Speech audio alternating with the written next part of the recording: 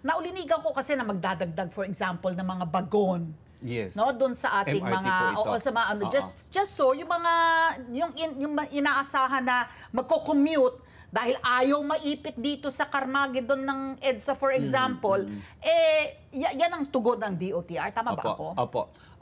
Kasi ano ho yan magkarugtong po yung NCAP at saka ito yung EDSA rebuild kung tawagin natin. So sa EDSA rebuild, dito po naman, pupunta na tayo rito. Ang lead agency po naman dito as far as infrastructure is concerned, ito pong DPWH. Of course, ang DOTR po, para ho sa transportation provider po yan and other factors na pwedeng makatulong po dun sa ating mananakay.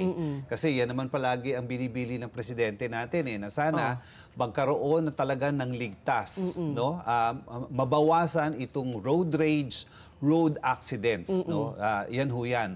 Now, pagdating dito sa EDSA rebuild, I think ang the last press con sa Monday po pala magkakaroon na naman sila ng meeting. At dito ipa-finalize lahat ng guidelines. But what I heard from DPWH, the EDSA rebuild will open or will start something like June 15. Okay, June 15. Okay. Ngayon, ang DOTR dito, ang assignment po, kasi ang una pong tatamaan din dito, ang unang gagawin din yung EDSA busway. So, mawawala po yun. So, kakainin po yun para dun sa mga private cars. So, magiging 3 lanes kayo yung EDSA. Now, for that And the matter, buses? and the buses po, diretso rin po doon. Will move. Magkakaroon po ng parang sariling lane din. Parang EDSA busway, kakainin po yung isang lane. So, ngayon, in anticipation, ang bilin po ni Secretary Vince, number 1, ang gagawin po ng DOTR, magdagdag po ng mga buses pa doon sa EDSA busway mismo. So, importante po yan. Number 2, pinag-uusapan na pwedeng ipagamit din po ito yung sa TRB, hindi ho ang tawag dito, yung sa Skyway. The Skyway. Thank you. Oo. Gagamitin din po yun sa Skyway, para at least maibsan din. Then number 3, yun ho mga peripheral na mga kalye, Mabuhay mga lanes. intersection, mabuhay lanes, and the other intersection, ipagagamit din po yun.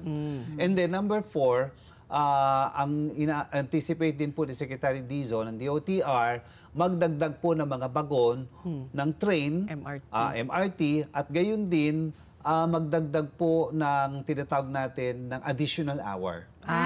Extended hours. Extended hours. Isang oras pa rin. So ito na ho, in-anticipate na po ito. Talagang aminado po naman ang DOTR.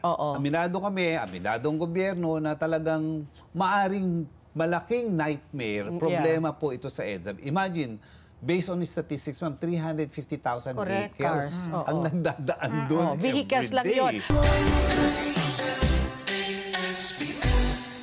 Let's get together. Sunday 25.